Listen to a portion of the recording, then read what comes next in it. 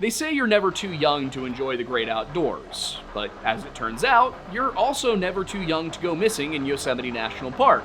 I'm Aiden Mattis, and this was nearly the exact same intro as the last video. Welcome to the Lore Line.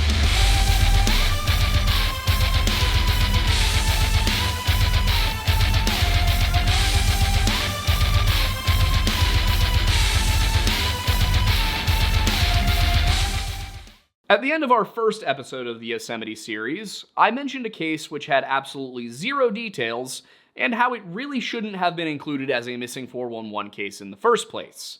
I also said that I believe the only reason it was included was because of its proximity to another case in the cluster, that of 12-year-old Kenny Miller, who disappeared in 1992. Just as with Michael Walsh, this is another case that didn't actually occur inside of Yosemite, which Missing 411 author David Paulides acknowledges early on. He also mentions that Kenny was developmentally disabled and had the emotional and intellectual age of a 4-year-old, so you have to keep that in mind when thinking about his decision-making. Now, I was able to confirm those details via a June 25, 1992 Sacramento Bee article, which also gave a good summary of Kenny's disappearance. According to the paper, Kenny's parents last saw him skipping rocks in a stream before they walked over to look at an old cabin a short distance away. 9-foot-high willows stood between them, obscuring their view of Kenny, and at some point in the 2 or 3 minutes they recalled being out of sight, he vanished. This is largely the same narrative given by Paulides, which suggests to me that this is one of the articles he used when writing this account of Kenny's story. Kenny's parents did what they could to search for him at first, but quickly brought in the authorities when it became clear that their son wasn't anywhere in the immediate vicinity. The resulting effort included hundreds of volunteers on horseback, numerous rangers and deputies, 9 dog teams, and 6 helicopters, but Kenny was nowhere to be found at the 8,000-high Mice Meadowlands. Unfortunately, the massive effort yielded no results, and on June 2nd, the Alpine County Sheriff's Department made the difficult decision to suspend the search. After 9 days of rain, snow, and winds, the likelihood that Kenny remained alive was slim, and the search crews were utterly exhausted. 2 days later, their worst fears were confirmed when hikers on a ridge near Stevens Peak found his body at an elevation of 9,800 feet. I found 11 pages of articles on the Kenny Miller disappearance, Paulides writes, and not one inquired why the boy would be over 1,400 feet in elevation higher than where he went missing. He also found it odd that not one made mention of the lack of shoes, socks, etc. found on the boy, and that not one article mentioned that the boy's body was at one of the highest points in this area of the Sierras. Of course, the Fresno Bee mentioned all of those things, and noted that the boy's shoes were right next to him. A follow-up article in the Bee added that Kenny suffered mild seizures which disabled his right side, adding another dimension to the issue of how he'd ended up in this predicament. Paulides' biggest concern, however, appears to be with Kenny's elevation, which is simply explained by the fact that young children, and remember, Kenny had the mind of a 4-year-old, often seek elevation rather than shelter in an attempt to get themselves unlost. There is one thing that made me consider putting Kenny's case into my orange category, however, which is this seems a little mysterious, but there might be mundane explanations, and it's actually the same one that Paulides arguably had for including it in this chapter as a whole. There are 2 other disappearances, though they're a few decades earlier, in which young children went missing in very similar circumstances. And these are the cases of 3-year-old David Scott in 1957 and 4-year-old Donald Griffin in 1963. But before we get into the rest of this video, which was originally supposed to be part of last week's video before I realized I wrote 2 videos at once, and then did almost the exact same, intro for both of those videos, we thought it would be fun to do almost the exact same ad. So let me introduce you to today's sponsor, Fume. Fume is an award-winning company that makes this handy-dandy flavored air device that we've been advertising for about 2.5 years now. Why have we been advertising this little guy for 2.5 years now? Well, part of it is because it does this really fun fidgety thing, but more importantly, it's because it actually is a helpful product. It has a legitimate mission statement, which is to help you kick the bad part out of your bad habits. Maybe you're the kind of person who hits up karaoke night on a Thursday night, and after a few drinks, everybody heads outside to indulge in bad habits. Well, if you are, that's what Fume is here to help with. There's social pressure. You might have even been enjoying these bad habits since your youth, and that can make it hard to quit cold turkey. But if you can, just take the bad part out and still enjoy the social aspect, that might help you kick it for good. And while certain habits might involve things like smoke or vapor, Fume is just flavored air. There's this little stick inside of it that's, naturally flavored and replaceable. You pop that in there, stick that over here, decide how much airflow you want, and then you just... And as you can see, nothing came out but air. Flavored O2 goes in, flavored CO2 goes out. No smoke, no vapor, no nicotine, just natural flavored air that gives you something to reach for without worrying about all the harmful chemicals. And one of the fun things is that, since this is not a bad habit, you can actually customize the flavors. Like, I have a raspberry lemon in here and I love it. And you don't need to just listen to me or the several friends I have who have picked this guy up because I told them about it. Over 500,000 people have already made the switch to fume, and it's easy to understand why. It's simple, satisfying, and doesn't come with any of the downsides of smoking or vaping. And right now, if you order the Journey Pack using our code LORELODGE, you will get a free little fume topper, which I personally like the feel of the plain metal, but it's a little silicone guy that just goes over the top, allows you to be a little bit more customized, and gives it a different mouthfeel. So if you've been thinking about changing your habits, this is the perfect first step. Head on over to tryfume.com/LoreLodge or scan the QR code on screen to grab yours today.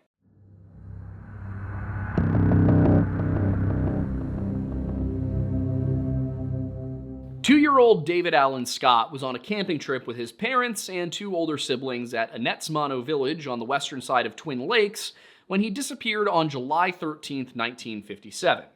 According to the Stockton Evening and Sunday Record, he was playing with a group of 6 children near his family's campsite when he apparently wandered off. Between that Saturday and the following Monday, over 250 searchers, including both volunteers and Marines, assisted the Mono County Sheriff's Department in looking for the missing toddler, but they could find no evidence of his whereabouts anywhere in the valley, even with the use of bloodhounds.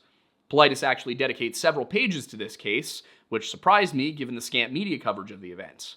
A lot of what he discussed is just general information about the area, however, with a few details about the actual search scattered throughout. The important things to know are as follows. The area in which David Scott disappeared is a small valley north of where Fred Clausen disappeared, which is moderately forested and surrounded on 3 sides by steep 66-grade mountain slopes and a large lake on the other. The village itself sits at just under 7,200 feet in elevation, while the ridges to the north and south soar up to 9,000 to 10,000 feet. And the highest peak in the area is Eagle Peak, which reaches about 11,800 feet at its tallest point and has a ridge to its south separating its base from the valley. According to Paulides, the search was so extensive and comprehensive that by the morning of the 15th, both law enforcement and David's parents believed that he had likely been kidnapped, and an all-points bulletin was released to nearby counties in case someone spotted a child matching his description. Everyone was quite surprised then when a Marine found one of David's canvas shoes at an elevation of 10,000 feet on the slopes of Eagle Peak to the north of the village. Paulides writes that searchers used the shoe to scent the canine teams, and then the search continued up the hillside until it peaked at just over 10,000 feet. Following the dogs, he says that searchers went down the backside of the mountain that now put Mono Village out of sight, and found themselves at the base of Eagle Peak. A short while later, Paulides writes, on a hillside ridden with huge boulders, Marine Sergeant O'Brien found the body of David Scott, dressed only in his t-shirt and one sock, with no other clothes in sight. And according to the Mono Herald and Bridgeport Chronicle Union, he was found face down on the lower side of a boulder. Now again, I know this might seem like nitpicking, but according to the San Francisco Examiner, David Scott was actually found almost fully clothed. He was missing only his pants and the single canvas shoe found further down the mountain, but otherwise had his socks, his shirt, all of that. In addition, the paper published a graphic which showed the location of the body as being in a completely different place than the one described by Paulides, that being on the south side of the ridge overlooking Mono Village, rather than on the backside beneath Eagle Peak.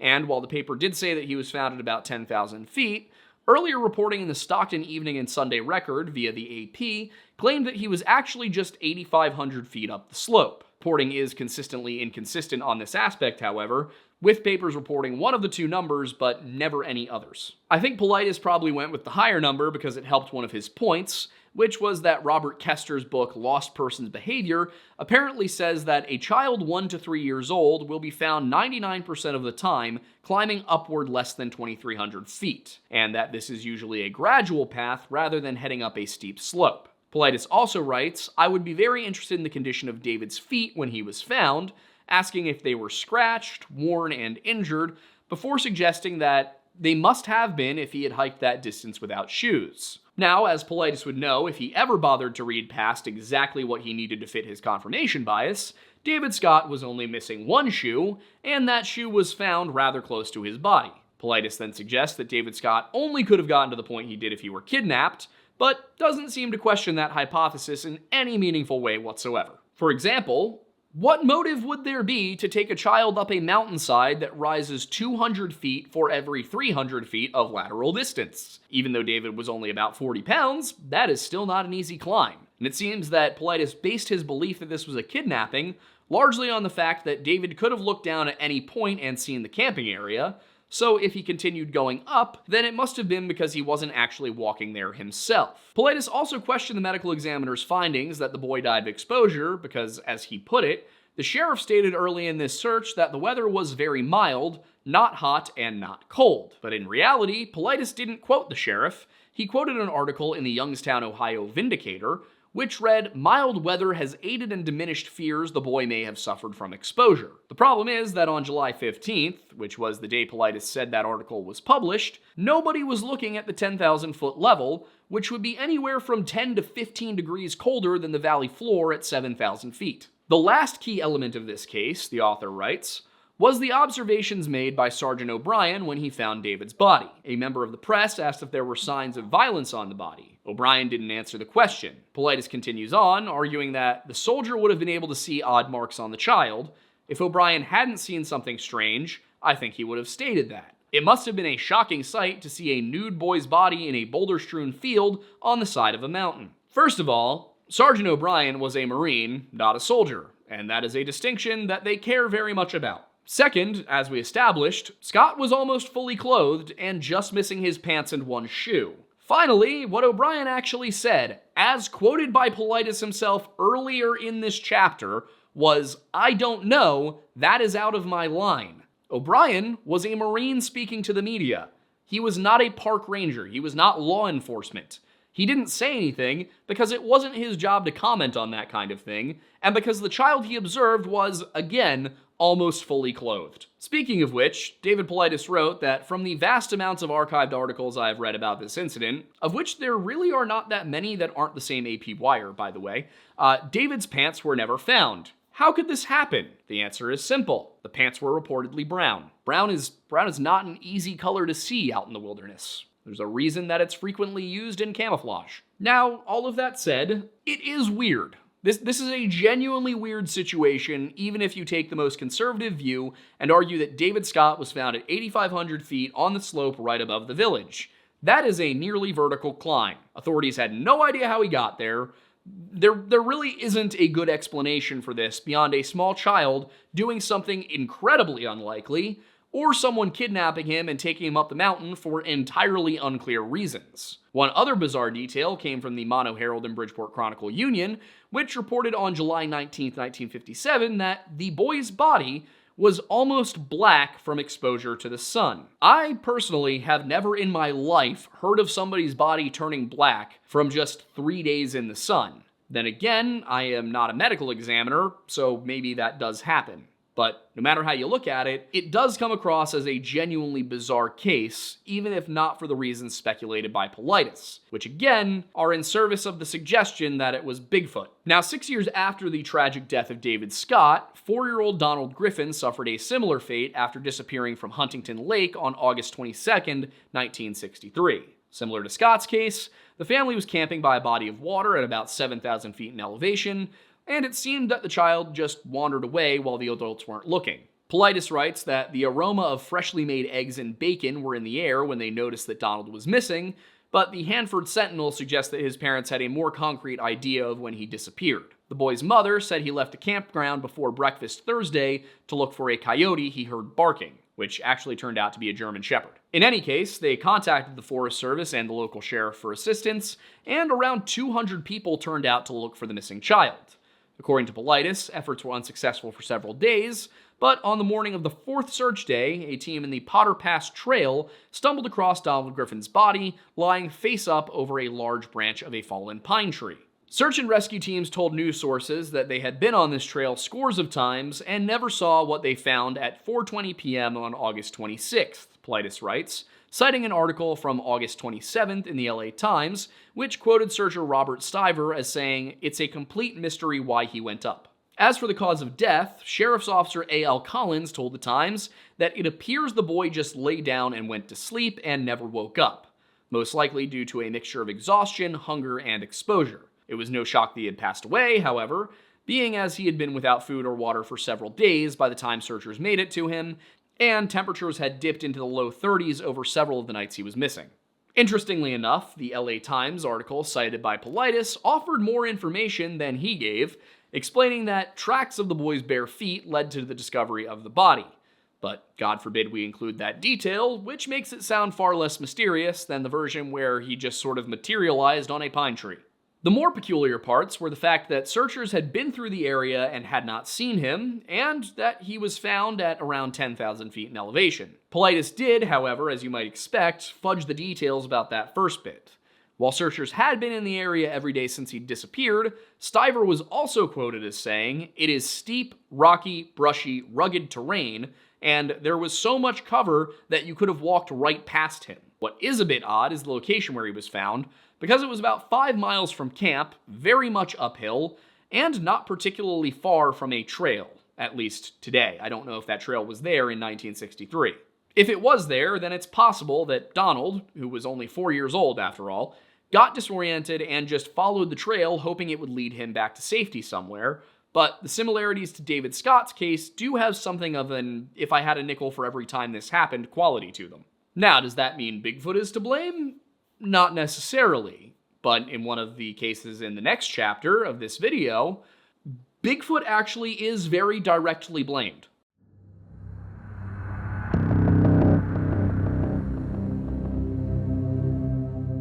An anxious father and brother led searches through wind, snow, and clouds among rocky mountainsides at the base of Shuteye Peak tonight in the hunt for a 10-year-old boy lost in the freezing mountain region, read the May 27, 1934 edition of the Fresno Bee.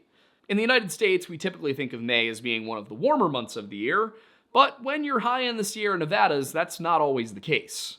The McPherson brothers and their 12-year-old cousin, Howard Ibbotson, learned this the hard way when a late spring snowstorm saw them trapped until after nightfall deep inside of Yosemite's wilderness.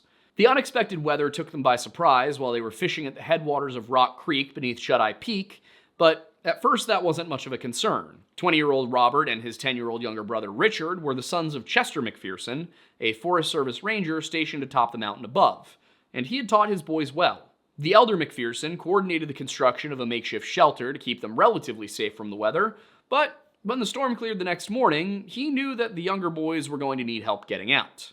Entrusting Howard to look after Richard, Robert set off to make his way up the 3,000 feet to his father's ranger station. There's not a ton of coverage of this case, but from what little we do have, it would appear that Robert made good time and was on his way back with a crew of rangers when he encountered Howard along the trail. But it's about this point in the story where things begin to get a little bit confusing. First of all, it's unclear why Robert left the boys behind in the first place. The Fresno Bee article doesn't give a precise reason, saying only that this morning Robert left to seek aid, leaving the others sleeping. Other papers, like the Napa Journal, don't provide much in the way of clarification, saying only that Robert, realizing their plight, left the younger boys and started searching for aid. And then there's the encounter with Howard, during which the Bee reports that the Ibbotson boy said he had left Richard asleep, while the Journal, which was running the United Press Wire Service version of the story, reads that Howard told Robert that Richard had disappeared from their camp. The Salinas Morning Post echoed the latter paper's coverage, running with the line, "Howard made no further explanation than that Richard had disappeared from camp." One question is, why did Robert need to go find help if Howard had no trouble getting back to the trail? And another was Richard sleeping, or had he gone missing? Whatever the case, when Robert and the others arrived where the campsite was believed to have been, Richard was indeed nowhere to be found, and 40 rangers made their way down Rock Creek to look for him. They searched through the night, but a combination of fog, snow, and darkness hindered their progress through Saturday the 26th and into the 27th. For searchers, it was a race against time, as they knew that Richard wasn't dressed for the weather that had come into the region. The boys also hadn't planned to stay overnight, so he was without any camping supplies, food, or even matches, and thus had only his overalls and a light Mackinaw jacket to keep him warm. The search continued overnight from the 27th into the morning of the 28th, and it was on that Monday morning that the Rangers found the young boy, sadly deceased, and once again, the story gets weird. You see, according to the Fresno Bee, Richard wasn't lost at all. He was right where Howard had left him at their makeshift campsite. The May 28th edition of the paper reported that Robert conducted a party of searchers to the district where the three had been fishing, but was unable to locate the place where they had camped. The Bee, consistent with its earlier coverage, also noted that the Ibbotson boy told forest officials that he had vainly tried to awaken Richard Saturday morning, but when repeated efforts were unsuccessful, he decided to go on alone. All of that is very reasonable, except for the part where the United Press Wire totally contradicted it. According to the Ventura County Star, which published the Wire Service's version the same day, Richard's lightly clad body, huddled beside a large rock, was found by a party of forest rangers and Civilian Conservation Corps workers about 1,000 feet down the mountainside from the overnight camp from which he had become lost. And while both articles reported that Richard had died from exposure, those are two completely different scenarios. On the one hand, we have reports saying that Howard left his cousin unresponsive in the exact place where they had camped, but on the other hand, we have a story which explicitly says that the boy was a considerable distance away and that Howard had no clue where he was when he left to get help. The contradictions in the papers are bizarre, but oddly enough, they are not what David Paulides identifies as being the weird part of this case. Instead, he points to another segment of the Fresno Bee article, which describes how Richard's overalls had been removed, presumably because they had become wet in the stream overnight. Wait a minute, Paulides writes. His overalls had been removed? That makes no sense. Pointing out that Rock Creek is a creek, not a river, which is kind of an arbitrary delineation, but that's not really the point here. He goes on to say that I have spoken to many survival experts about the overalls statement, and it doesn't make sense to anyone. It was raining and snowing in the days just prior to Richard being found. I don't think a 10-year-old would be stripping his clothes off. He'd be looking for more clothes. What the size of the creek has to do with that goes entirely unexplained, and David goes on to say that the issue of the overalls being off the body obviously struck the writer of the article as being so odd that he included it in his summary and even attempted to logically explain it away. I don't think it can be. Of course, the fact that he took off his soaking wet clothes actually makes complete sense, and for multiple reasons. The journalist's explanation that they might have become wet in the stream probably came not from the writer, but from the Rangers, and all that would be required for them to get that wet is that Richard fell into the creek. Alternatively, they might have become wet due to the rain, sleet, and snow reported in the line directly preceding the one about the overalls, which David himself included in his summary about the case. Personally, I'd be willing to bet that the word written by the journalist was originally storm, and that stream was simply a misprint. Even without that explanation, there's also the possibility of paradoxical undressing, which sometimes occurs at the onset of severe hypothermia. In all honesty, I think David was looking for something to find in the coverage that could be presented as weird enough to include it in the book, and mainly because of what he says in the very next paragraph. Two extremely odd and unrelated disappearances have occurred in the Shuteye Peak area in the last 49 years. Almost 49 years to the day. A very, very odd coincidence, he says. The disappearance of Teresa Beer and the body found of Richard McPherson. Now, I do have to stop for a minute and just point out, this is very weirdly written. Like, he wrote this in such a weird way. The command of the English language is simply not there. Also, he said the last 49 years. The book was written in 2011. There were 49 years between these two cases. Actually, 16-year-old Teresa Beer, as we're about to discuss, went missing from Shuteye Peak on June 1st, 1987, which is 53 years after McPherson disappeared. But honestly, that's nowhere near the biggest issue with Missing 411, so we'll just leave it at that. Anyway, Paulides follows that up with the suggestion that the reader go to a computer and Google Shuteye Peak, California, look at the vastness of the Sierra Nevada, and imagine the odds that Teresa and Richard both disappeared in nearly the exact same spot. Pay no mind to the fact that, there's a trail right there that people walk on frequently. He is right to say, though, that this is very nearly the exact same spot, at least in the grand scheme of things. From the top of Shuteye Peak to the point where Richard was discovered is about 2 miles as the crow flies, though of course it would be a greater distance following the trails. Paulides writes that this was the case which inspired him to conduct additional research in the Shuteye Peak area, And that's how he discovered that, interestingly, Teresa disappeared in an area that topographically matches many associated with missing people in the greater Yosemite area. Rocky, large granite outcroppings, etc. Once again, pay no mind to the fact that, according to the National Park Service, the park boundary perfectly frames a landscape that is composed almost entirely of granite, and it's no surprise that this landscape contains some of the most iconic rock formations on Earth. The circumstances of Teresa's disappearance, however, are what David is really looking at. According to Politis, if there is only one case in this book that strikes the reader as odd, this is it. Why does he say that? Let's go through his version of the story. Teresa Beer was Russell Welch's neighbor, he begins, adding that Welch gained permission to take Teresa on a camping trip to the area of Shuteye Peak at an elevation of 8,200 feet in the Sierra National Forest. There is a road that goes to the summit, and the area immediately around the summit has large areas of exposed granite. For the uninitiated, this is important because large areas of exposed granite are one of the pieces of the missing 411 profile, which David Politis believes ties all of these disappearances together. You can see more on that in the first of our videos on the Pennsylvania cluster from earlier this year. Anyway, the important part comes immediately after that, when Politis explains that Russell claimed to be an expert on the topic of Bigfoot, and the two were supposedly looking for the biped. David Politis himself is, of course, a Bigfoot researcher and author, and repeatedly tries to draw the reader's attention to clues that Bigfoot is responsible for many of these disappearances throughout the series. And you can see more on that in our second video on the Pennsylvania cluster from earlier this year.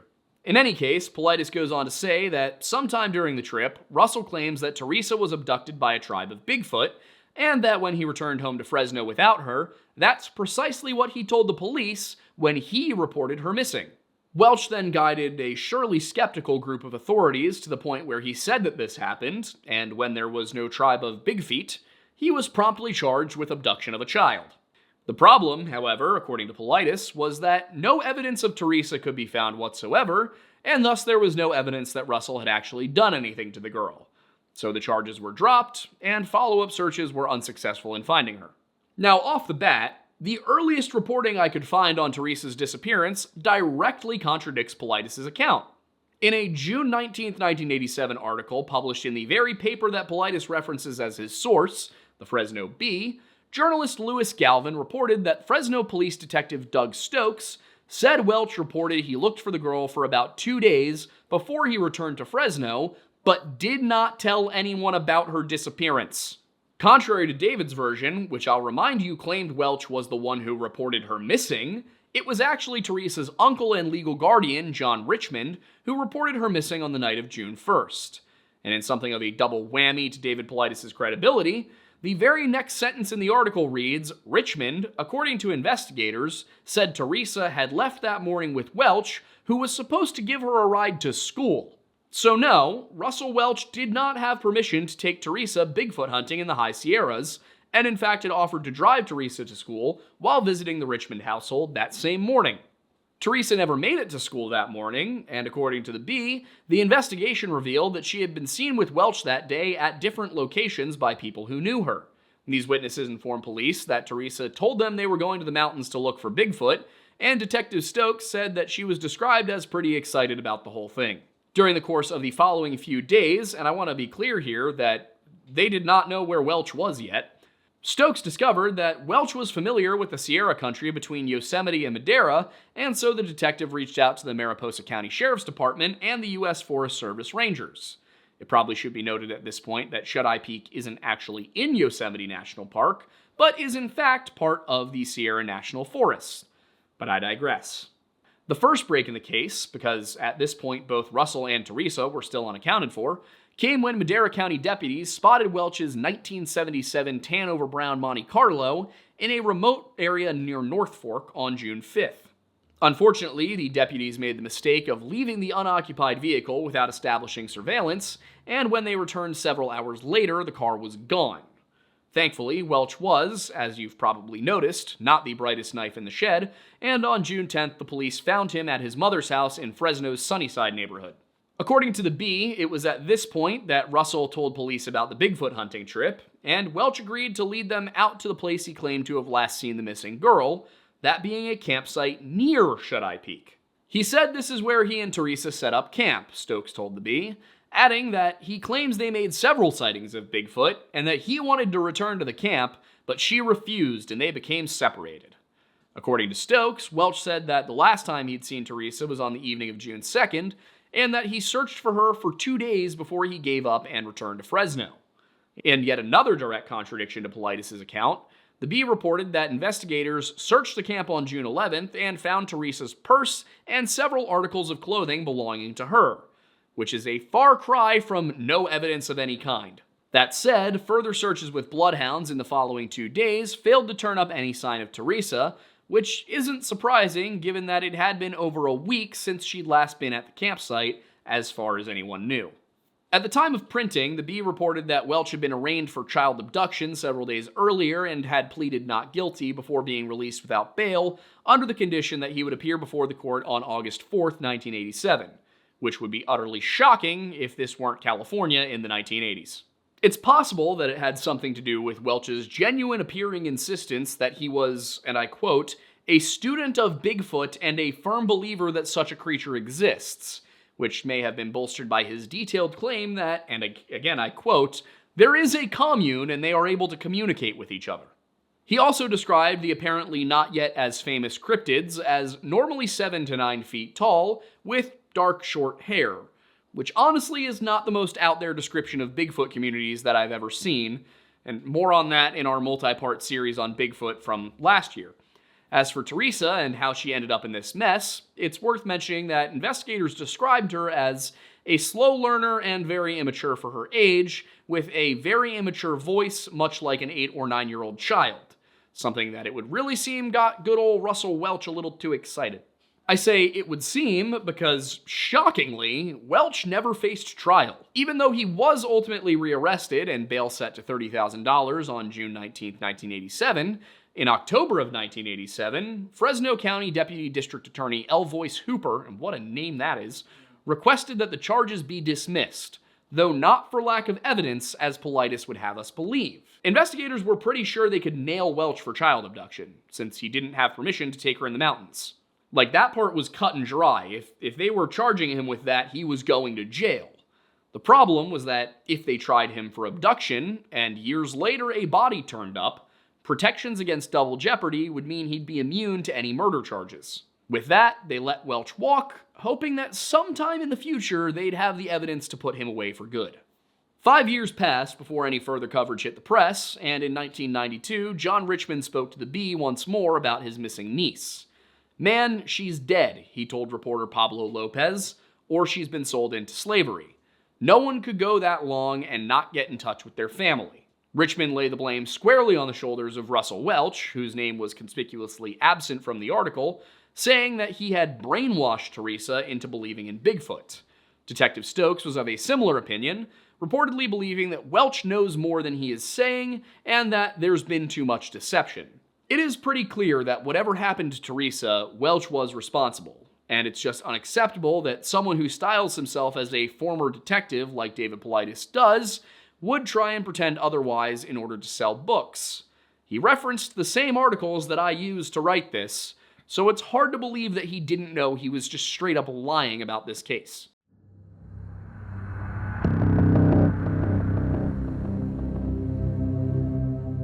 The last of the youth cases in what I've taken to calling the isolation cluster is that of Michael Madden, who was 20 years old when he disappeared in August of 1996.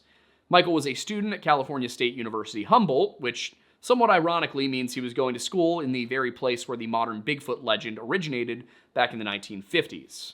Towards the end of summer vacation that year, however, he decided his last hurrah before hitting the books would be a camping trip at Sandbar Flat, a little under 20 miles northeast of Sonora. A few friends would be joining him, but Michael and his dog Matilda decided to head out a couple of days ahead of them to get set up and enjoy the peace and quiet. They arrived on Sunday, August 11th, and according to Paulides, Michael set up camp before heading out to do some fishing. After that, nobody's entirely sure what happened. According to the Modesto Bee, which was the only paper to cover the incident in any detail, his friends arrived on Tuesday, as scheduled, to find his Chevy Cavalier, his camping equipment, and a lit campfire, but nothing else. Paulides explains that an extensive search was performed without finding any evidence, until 4 days after Michael disappeared, Matilda wandered into the campsite, dehydrated and tired. Then, with the quick mention that searchers tried to get the dog to lead them to Michael, but that was unsuccessful, he ended the section by saying that Michael's parents have since passed away and that he has never been found. I would say that I'm intrigued by the fact that he left out the part where witnesses saw Michael and Matilda sitting by a lit campfire, or that his fishing pole and tackle box were reportedly missing, or that his friends said that when they arrived his campfire was lit and then some creepy guy popped out of the bushes and asked, "What are you doing here?" But unfortunately, I know exactly why he didn't mention any of that. It's the same reason he failed to point out that police were heavily suspicious of foul play from the moment Matilda turned up. If it was a person that hurt Michael, then it wasn't Bigfoot. And if it's not Bigfoot, it doesn't help sell books. Or convince people that we should be funding research on Bigfoot or something. I'm still not totally sure what his angle is.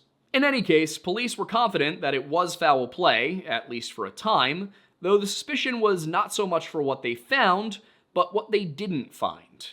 Tuolumne County Sheriff's investigator Steve Clark told the Bee that when someone drowns, there's usually a trace, and that they'd scoured the river and canyon, but couldn't find anything.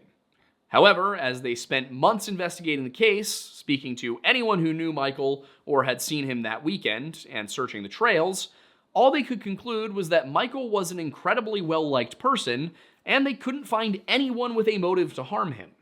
The family grew so desperate that they brought in a psychic, but unsurprisingly, she was bewildered by the situation.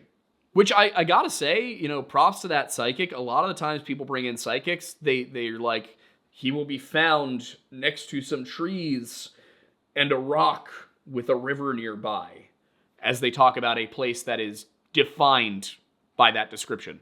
At least this psychic was like, yeah, man, I don't know. So by the time that the investigation was sort of wrapping up, the only clue they had was Matilda's mournful whines and howls as they led her down the canyon, hoping that the dog would somehow give them an idea of where her owner had gone. Now, Paulides is correct in saying that to this day, no trace of Michael Madden has ever turned up. One suspect may have been questioned in connection with his disappearance, a man by the name of Joseph Tyne, but I've only found one source claiming this happened, and it's an ancient angel fire site by a woman named Sue Kaiser. Because there's no way to corroborate that, I don't think it can really be considered reliable.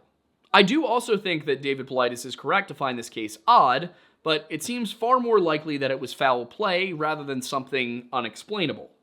That said, there is one aspect that gives me pause, and it's the way that the papers described Matilda.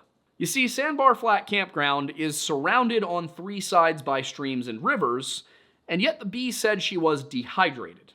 It could just be an exaggeration, or it could mean that she wandered back from the one direction where she wouldn't have crossed water, which would be south. If she did, and she was with Michael when he disappeared, then that means he went missing in an area where multiple Forest Service roads wind through the mountains for untold miles. The question then is, why was he up that mountain? His fishing gear never turned up, so far as I can tell, which would make you think he'd be by the water. On the other hand, if someone attacked him, they'd have hidden it. But could they carry a 6-foot, 1-inch tall man up 2,000 feet of elevation, all while a dog nipped at their heels? It seems rather unlikely. Then again, maybe that Joseph Tynes guy, or someone like him, really did harm Michael. If the source mentioning him is to be believed, Tynes was interviewed 9 months later by police, but he passed a polygraph, and no evidence linked him to the case besides the statements of Michael's friends. And even then, you have to wonder how someone pulls something like that off in a National Forest-operated campground without being seen or leaving signs of a struggle. And also, how does Matilda fit into it if they did? Did they take her with them and then let her out? Did she chase their car down the road and then wander off into the woods for 5 days? Those explanations don't seem particularly reasonable either. Maybe it was some kind of accident, and Michael's body somehow flowed down the Stanislaus for over 20 miles and into New Maloney's Lake without being seen, his fishing equipment resting along a creek bed. That seems unlikely as well, as does a wild animal taking his fishing gear back to its den and leaving his dog alive. One possibility that came to mind as I was finishing this segment is that Matilda might have been the cause of his disappearance. Maybe she ran off, he chased after her, injured himself, and then she stayed with him, protecting him until the end. That would explain the dehydration, as dogs will loyally stay by their owners even at risk of their own health. But if that were the case, how far could he really have gone, and could he really be so far outside the search area that nobody has ever found so much as a bone? In an odd way, Bigfoot almost does seem like a rational explanation, but none of the actual Native American Pacific Northwest Sasquatch lore that I've studied indicates that they're that keen to live that close to civilization.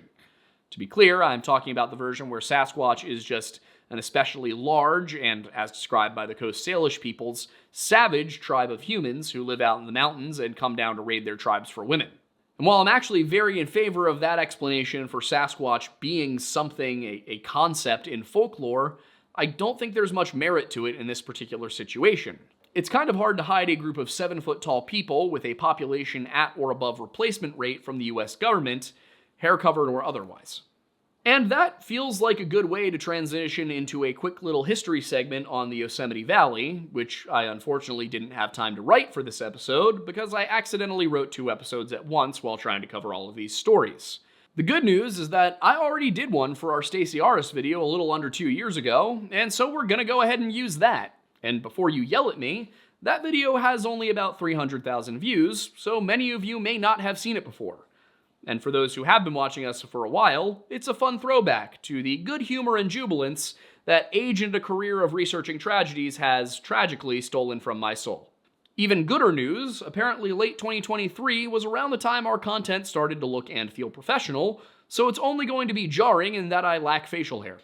If you're going to dip out here though, let me quickly and humbly ask that you consider supporting us on Patreon, ponder trying out our delicious signature coffee blend, and perchance peruse our merch over on Bunker Branding.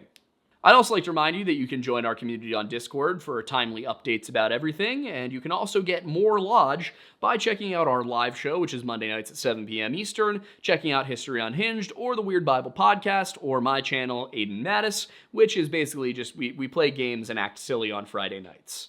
If you're leaving, I'm Aiden Madison. Thanks for stopping by the Lore Lodge. If you're staying, then here's me, younger.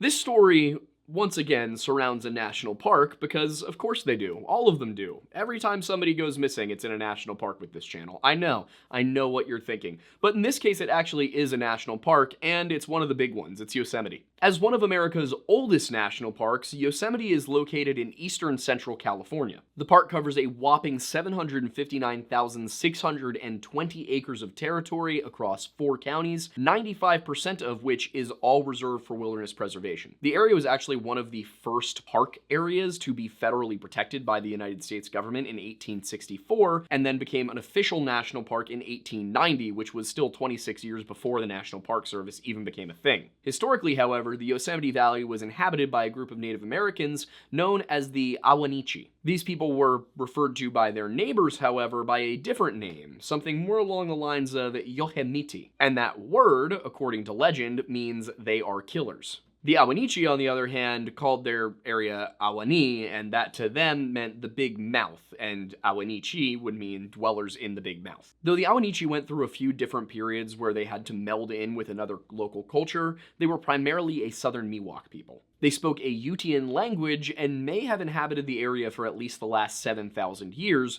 which is a considerable period of time, and actually rather unusual for a lot of Native American tribes that we've talked about. Groups like the Ottawa, the Potawatomi, the Arapaho, even the Ute and the Navajo all inhabited their regions for really only the last 1,000 years or shorter than that.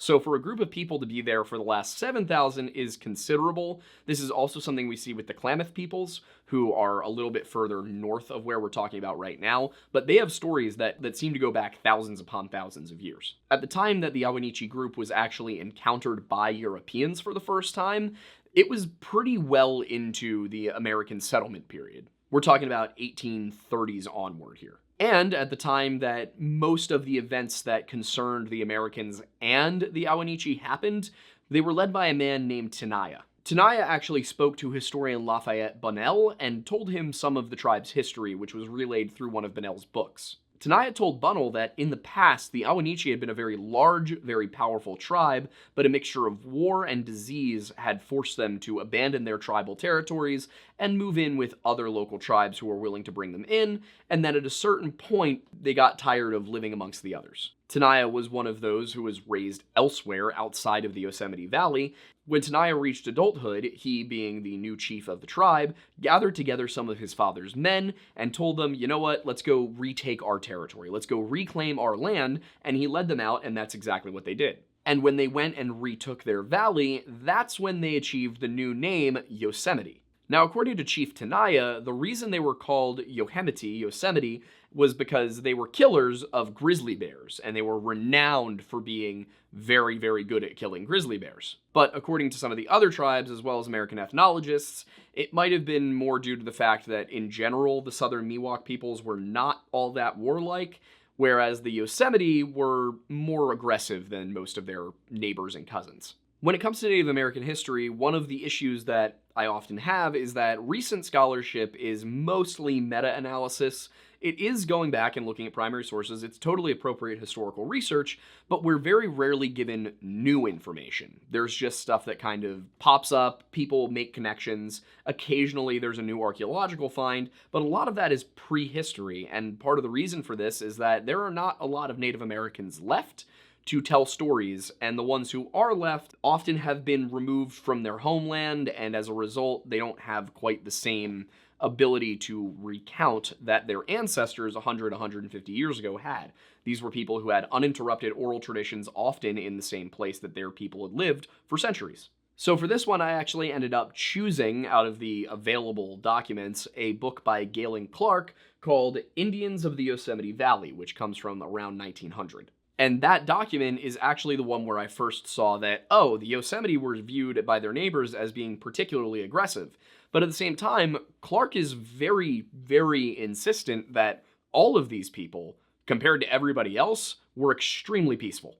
And this wasn't just in contrast to the Navajo or the Comanche or the Ute, any of those groups who had fought full-scale wars against the United States. These guys were peaceful even in relation to their own coastal Native American cousins. When it was necessary to solve internal conflicts within the nation, rather than going into open conflict with clans or tribes or even entire nations fighting one another, they would contrive a grand council. They would bring everybody together, have all of the family leaders speak, all of the important members of the tribe, and they would make decisions that way. It's actually not too dissimilar from a Norse concept known as the Althing. So when we hear that the Yosemite were unusually aggressive and they were killers, this might not be quite what springs to mind of, a well-known tribe for raiding and attacking in war, something like we heard about the Naha up in the Nahanni River Valley. Instead, we're saying that the Yosemite were just the most likely to go to war out of a group of people who, in general, were unlikely to pursue open conflict. Of course, you might be thinking, well, there's no Yosemite Indians, no Yosemite Native Americans in Yosemite National Park anymore, so what happened there? Well, the same kind of thing that happened with most of history, which was a group of people who were more technologically advanced and more bloodthirsty came in and said, this is our land now, and the people who lived there were unable to stop it. And this manifested as the Indian War of 1851, which is known today as the Mariposa War. And as with many of the other conflicts between the United States and Native American tribes, it was caused not even necessarily by the government specifically coming in and saying, hey, you don't get to stay here anymore.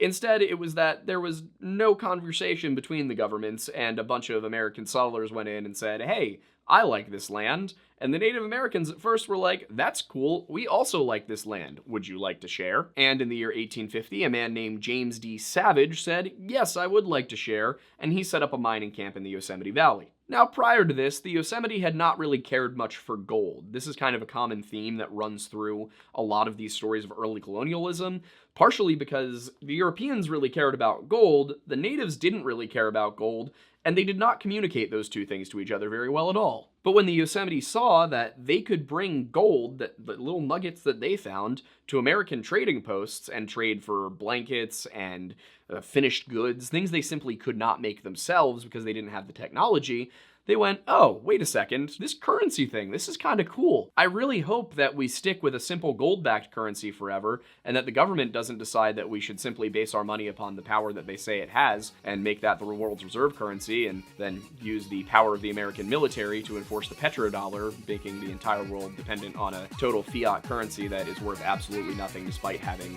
just tons of gold locked away in Fort Knox, and this causes a ton of inflation. Anyway, I'm getting away from myself.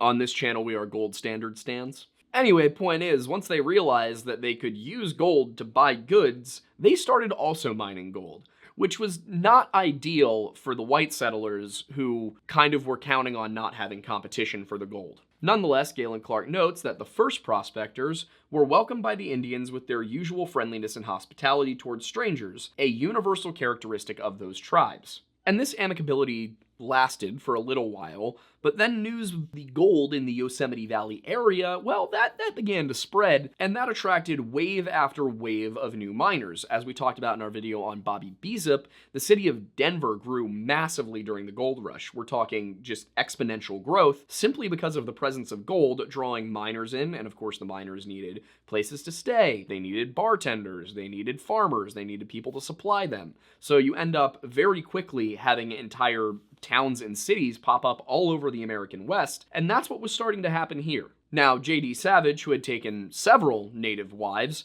decided that he was going to push his luck further by expanding deeper into Yosemite territory, and that was not something that they welcomed. Despite their protests, Clark says that thousands upon thousands of miners continued to pour in.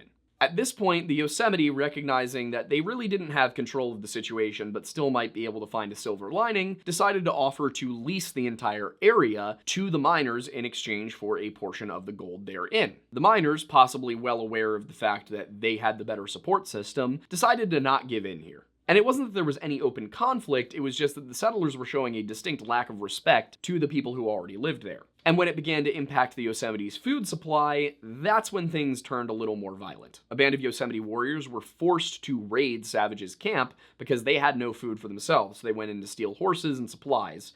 And unfortunately, during that raid, they ended up killing a couple of Savage's men. While it is true that the Yosemite were starving and desperate, and this was only 2 men, this ballooned into a much larger conflict because it suddenly became a casus belli for the Californians to just drive out all of the native tribes from the Yosemite Valley. If they could say that there was too much conflict, these people were dangerous, we need to get rid of them, suddenly things were a little different. They didn't need to make treaties, they didn't need to come to agreements, they could just move in and take the territory. The California State Militia organized to go and defend Savage and also begin to push into the Yosemite Valley. Meanwhile, the Yosemite put together their own army to face off against the settlers. But it wasn't necessarily going to come to a head because cooler heads up at the top were prevailing. The governor of California, as well as the commissioner of Indian Affairs, both urged peace. They did not want this to break into a war, a conflict. It was going to be way too complicated. People on both sides were going to die. Nobody wanted that, at least not at the higher level. Down when you're talking about guys like Savage, who are having their profits very directly impacted by all of this, they were a little more antsy to secure the situation. Still, Savage did have to obey the commands of the governor. So they first went and said to all of the local tribes, hey, will you accept surrender agreements? Will you disperse, go somewhere else? Will you take money? Will you accept the overlordship of the state of California and the United States? And most of the tribes said yes. The Yosemite and 2 other bands that Clark does not name, however, retreated deeper into the mountains of the Yosemite Valley. This led to the creation of something called the Mariposa Battalion, which was commanded by James Savage himself. This was a special unit of California State Militia troops who were going to follow Savage in to clear out the remaining Native Americans, the Yosemite. Eventually, after a few months of fighting, they were able to overcome the Yosemite and their remaining allies, and those last survivors were purged from the valley. They were driven out. They did leave their mark, however, because, of course, the people who conquered the valley said, well, what are we going to name it? Let's name it after the people who lived here. Unfortunately, the Yosemite would face a total of 4 relocations between the loss of their homeland and the time they finally were placed in a settled location in 1906. The valley itself became a very popular tourist destination, and as I said before, by 1864 it received federal protection. This laid the blueprint and set the precedent for Yellowstone National Park, which would be created just 8 years later. Yosemite became a national park in its own right in 1890 when explorer John Muir successfully lobbied Congress. This resulted in a mixed protection agreement where it was technically federally protected, but California was the one doing all of the actual work. John Muir, who felt that the best entity to run this was not the California state government, then personally lobbied President Theodore Roosevelt to make it into a federally protected, federally organized national park. Roosevelt, of course, was the father of the National Forest Service. And today, as one of America's most popular national parks, Yosemite has seen a considerable amount of development into tourist attraction type things. One example would be the High Sierra Loop, and along the High Sierra Loop, Sunrise High Sierra Camp. Located at 9,400 feet above sea level, it sits just northwest of the John Muir Trail. The camp's purpose is to be a waypoint, an overnight spot where you stop, take a rest, and actually sleep in a real structure. With 9 cabins available to sleep 34 people, it's a little bit nicer than sleeping out under the stars. And on July 17, 1981, that is where 14-year-old Stacey Aris and her father George ended up.